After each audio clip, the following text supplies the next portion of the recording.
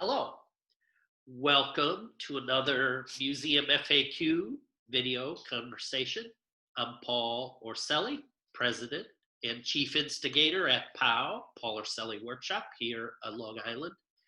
And lucky me to be joined today all the way from Finland by Mikko Myllykoski. I'm really happy to see you, Mikko.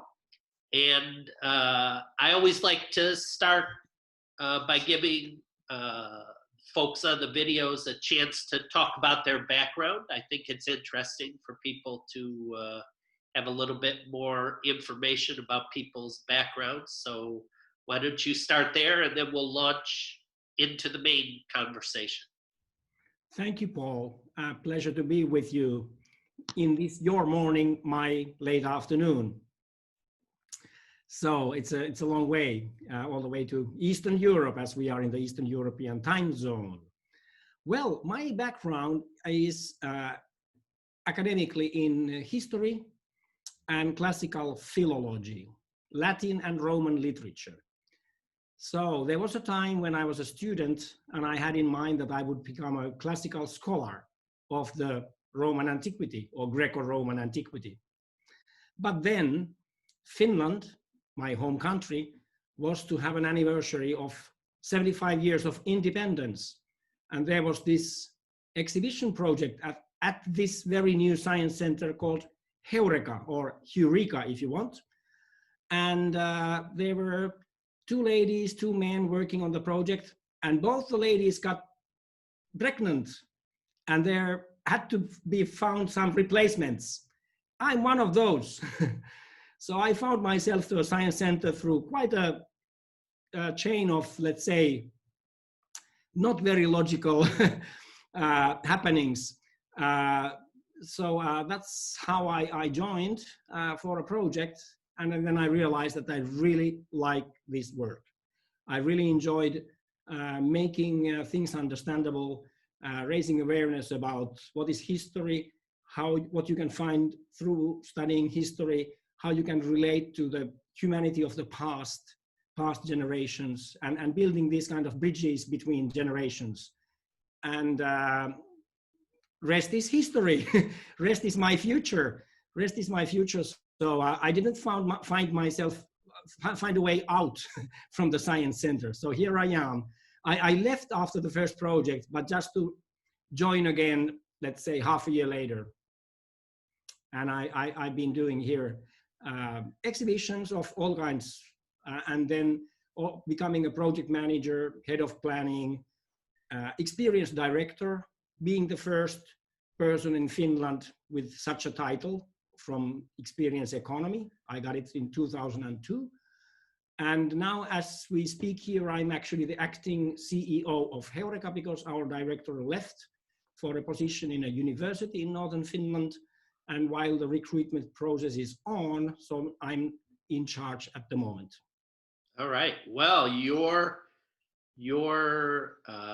journey to come to work with Heureka sounds like a story out of classical literature itself. It's like a Greek or Roman hero. By the way, I just coincidentally, I just finished a book that you might enjoy if you don't already know it, by a classical scholar. The author is a woman who is a classical scholar. The book is called The Song of Achilles.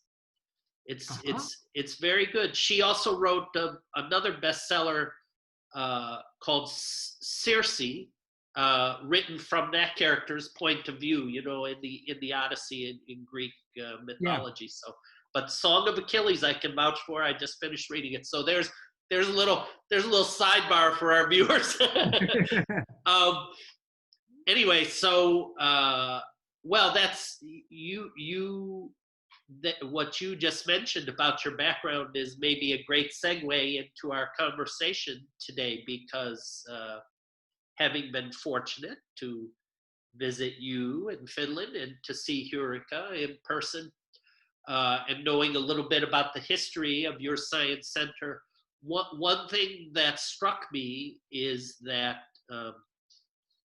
many of your featured exhibitions or exhibitions that you develop in-house, of course, with partners, don't always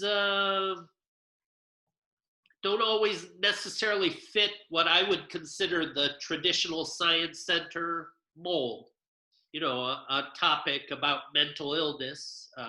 When we're doing this video right now, I know your museum has just reopened to the public, you mentioned, but your feature exhibition is about wood, which is just interesting. You know, if I think about a science center in my head, and maybe that's just me, and the first thing I don't immediately think of, well, I'm going to see an exhibition there about mental illness or about wood.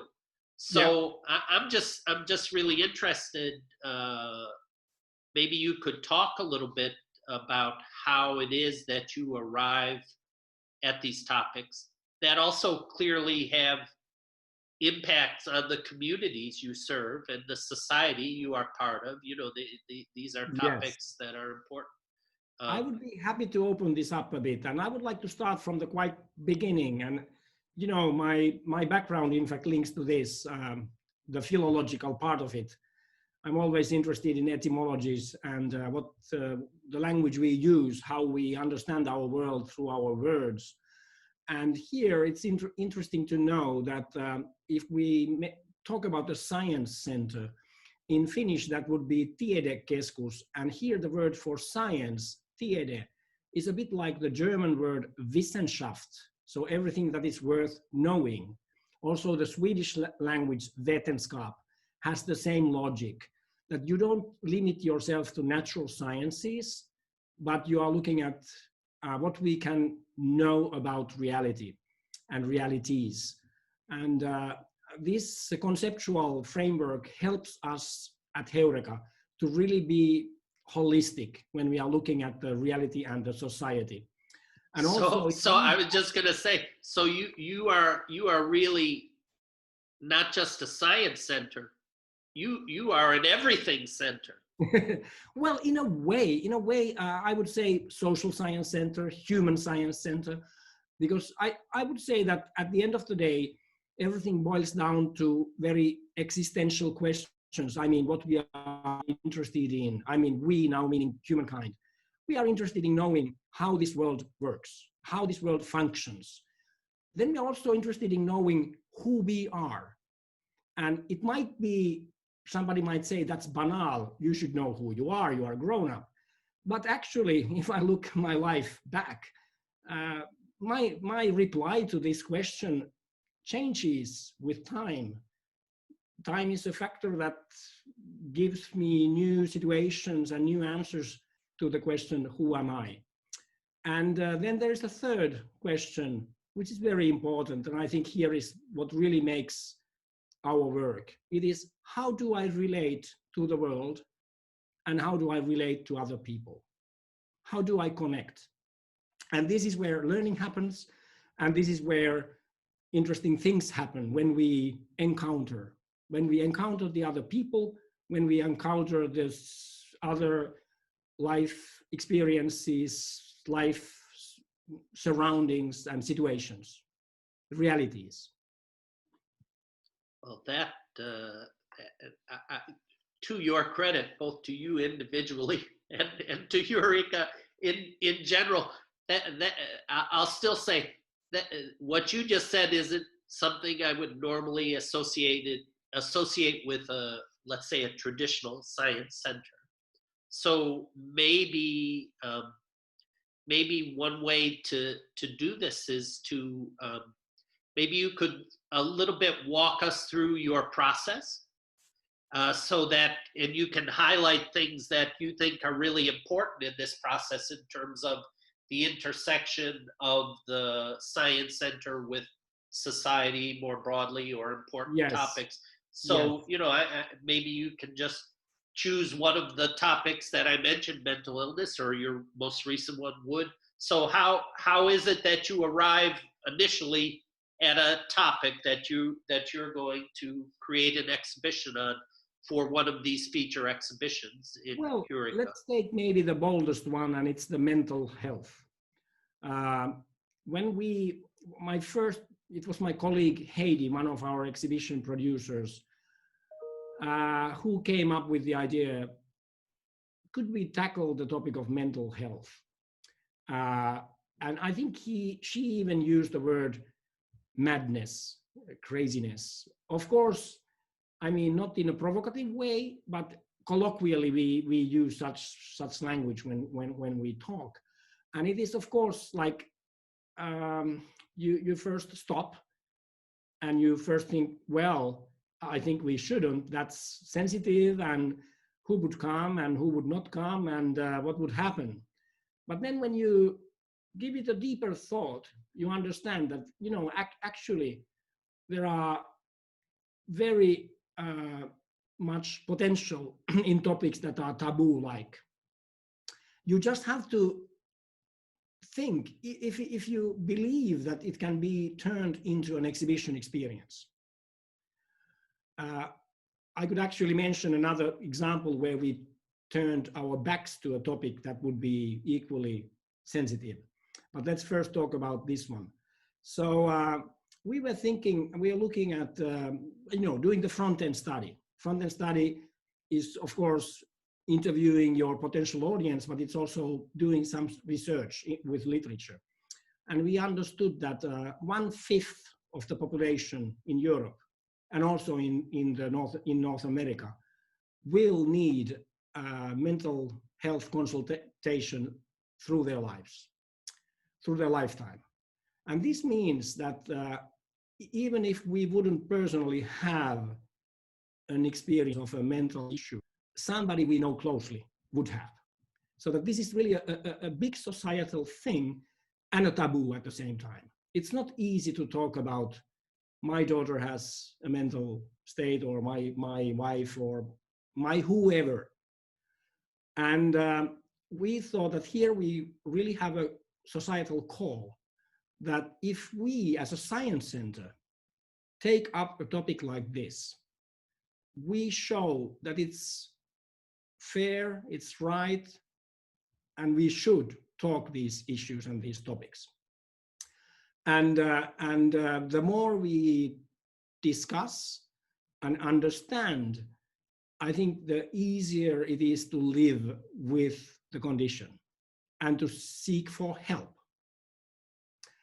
And of course, then it's how to do it.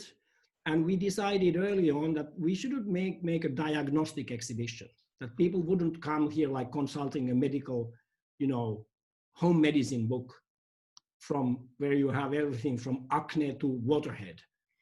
And what would be my illness and what is his illness. But it would be seen through empathy, that you could empathize with the condition. And of course, here there's this great motto of the movement for people who struggle or live with these issues. So nothing about us without us. So we contacted the organizations, both the patient organization and the, let's say, the academic organization dealing with mental health issues, and invited them to collaborate. And they were so glad. They really felt privileged that an organization like a science center, which is so popular, would be interested in bringing their issue in the public eye. And you're treating them with respect and giving them a public voice in a very public way. So definitely. And even though we ended up titling our exhibition in a very provocative way, Heureka Goes Crazy, and we even used these kind of silly goggles in the marketing. We did it in collaboration with these organizations, and they said to us, we know you are working with respect with this topic. We know the content of the exhibition, and if you believe that with this kind of provocative titling and marketing, you can have more attendance and more, let's say, interest in the exhibition. So please go for it. Yeah, that's a tricky line to walk, though. I think, speaking as someone from North America, I think it would be hard.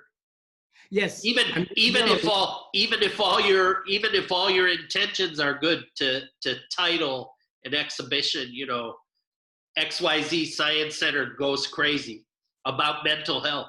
yes, and as we speak here, we know it's impossible because actually our exhibition is now traveling in the United States and Canada, and it's with the title Mental Health, Mind Matters, which is nice framing of the topic, but it's a bit lame compared to the provocative title. But here I would say, again, a language makes a difference. In my language, in Finnish, we often use the word crazy colloquially in slang, and it has a very positive meaning.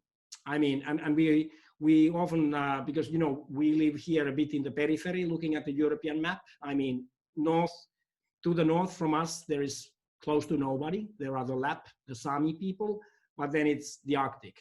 So we refer that, okay, here in the north, we have this Nordic craziness, and the word crazy has connotations that are also very positive.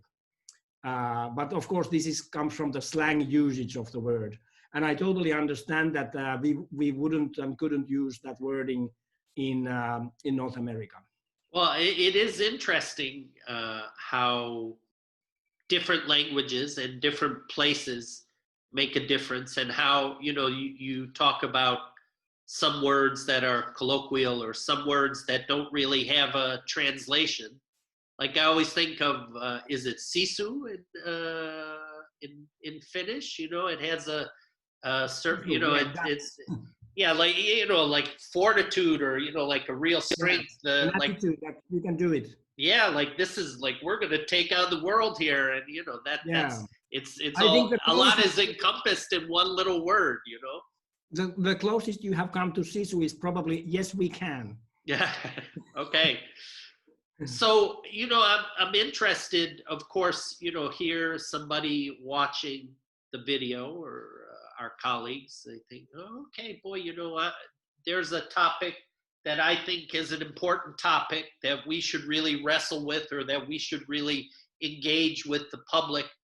But as always, you like every other museum person, you answer to someone or several someones. So what do you do if you have a topic, and like you say, even this initial topic related to mental challenges, and that it wasn't like you immediately jumped on board. You're like, whoa, wait a second. And how do you deal with the pushback, or how do you manage the pushback? Because I think that's a really important. Yes, we had here, of course, several frontiers. Of course, not everybody was sure that this would be a great idea. I mean, internally, of course, there were people who had their doubts. Is this really something we are going to do? And then, of course, we were worried about the core audience, because it would be families with small children. And if you think, what nice are we going to do? I mean, even though you would be searching for a learning opportunity for children, you really want to deal with psychosis, schizophrenia, and depression on a Saturday when you want to have a nice time together. There's a great marketing pitch for Eureka in that question. So what we did, of course, is that we wanted to be sure that we are doing it in a way that wouldn't be depressing as such, but would be opening up this phenomenon in a positive way, because it's a reality, and we live with this reality, with the mental health issues, and there are people, peer experts, who have both their illness treated, and they have training to talk about their illness. So with these peer experts, we invited them to discuss with our team and our staff to brainstorm what would be an appropriate way to present this topic. And then meanwhile, we were also thinking that since this one temporary exhibition is not the whole content of Heureka at any given moment, so of course if you really don't want to see that exhibition, you have other things to choose and to do. So of course we understood that there will be families who choose otherwise. But anyway, I would like to give you a couple of examples where the peer expertise really helped us. Well, we had this idea that, okay, we know from statistics that the use of antidepressants has been growing in the Western world. And there was an idea like, how many pills do we eat in Finland annually to treat? And then it could be like a huge class case showing that amount, and in a way shocking that, okay, this is what we need. But then there was the voice who was saying, well, but please think, those medicines, they are helping people. Don't shock people about something that we need. Even though you would, I mean, the idea was to just emphasize the vastness of the issue. But of course, since we know statistically that so many people are involved, so we don't need that provocation. It is the awareness. All people come with that awareness because they know somebody who lives with the mental. Well, you don't want to inadvertently sort of shame or yes. Put a stigma on somebody trying to treat their illness. Exactly. So this would not be empathizing. This would be like pointing out something nasty in a way. The other example I would like to give is we had ideas about how to portray depression. And there were ideas that, okay, it would be a gray room, maybe windowless. Maybe you would wear some heavy shoes, or you would be lying on a bed on a heavy lead blanket on you, and everything would be like heavy. And our peer experts who had lived with depression said, no, that's not how depression feels. It's nothingness. It is the feeling of nothingness rather than a feeling of heaviness or something. And this meaninglessness and nothingness, how do you portray this? And then came the idea through these discussions that depression is really a social disease. So it's not affecting only the person, but it's also the people around the person. So we ended up doing we could call it in a science center genre, we could call it an object theater. But this, I would say that it was a subject theater with three personae, three people. It would be the father living with depression, and then there would be the wife, and then there would be a 10-year-old son who wants to go out and play football with daddy. And what a visitor could do, seeing this living room setting, pressing a button, the visitor could listen to monologues from all these three people. I mean, the feeling of nothingness, meaninglessness, then how the son is seeing the situation, and then how the wife is seeing the situation. And this is an exhibit where we sometimes saw people watching it carefully with a teardrop in their eye corner. And really giving, like, portraying an important situation which is a taboo and which is difficult, but giving credit that this is a condition we have to deal with, and this is what we have, and this is the reality we need to face in our societies. Well, it's interesting in all the examples that you've spoken of. It seems like there are two sort of threads that are really important when you are working on a project like this. One you just mentioned, which is empathy, and how to build that into the situation. So the notion of empathy seems really important, and how to include that in the process, but also clearly who your partners are, and finding partners to help you work on a project. Those seem like very important elements, this empathy and partnership, when you're working on a topic that might not just be a classical physics demonstration in a science center. I'm Yeah, just definitely. wondering. Yeah, go ahead. I was just going to say, in addition to those essential topics of empathy and partnership, are there any other things that you think people should be aware of or be thinking about so they can?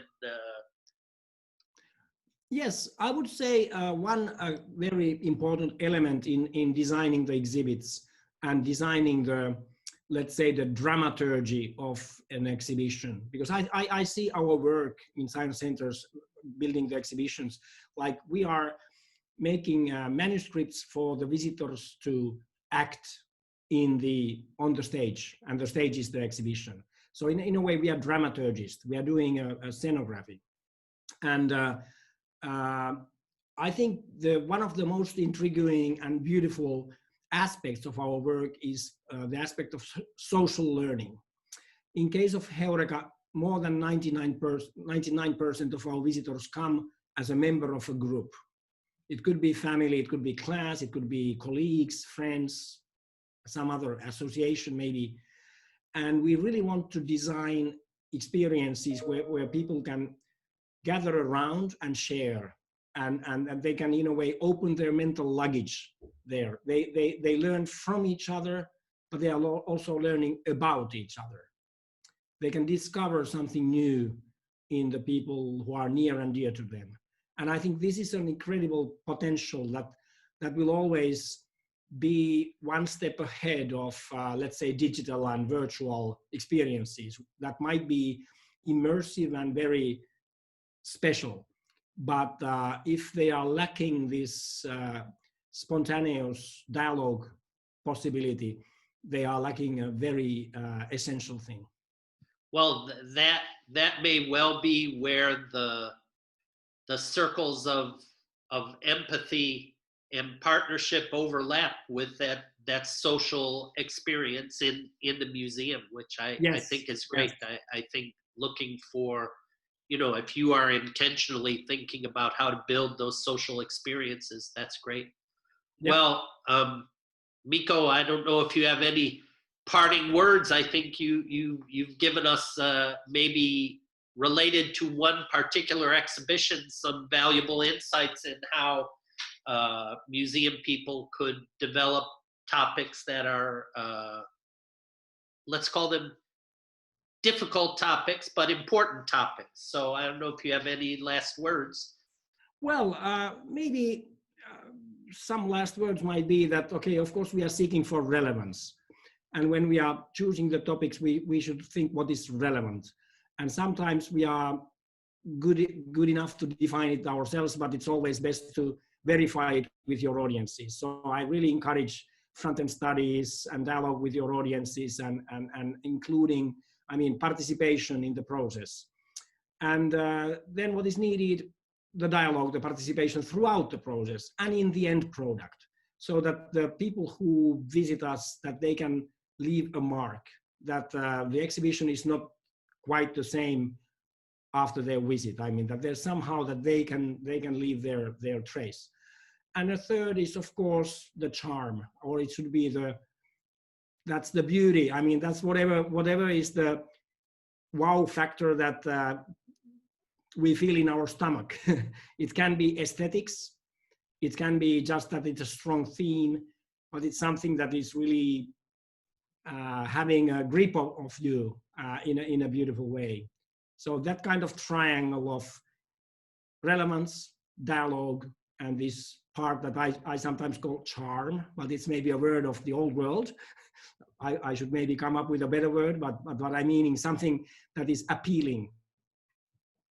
Well, if there is ever a museum colleague who I would associate with the word charm, it's you, Mikko. So I really appreciate you taking the time today to share your thoughts. I think this will be really useful to people as they're thinking about their own development process. So I wish you the best now that Heureka is reopened. It sounds like from our conversation, it's reopened successfully. That's great. And hopefully our paths are able to cross in person again one day soon. I hope so too, Paul. It's a pleasure and a privilege to be part of your series. And I wish you all the best. Thank you. Thank you. Take care.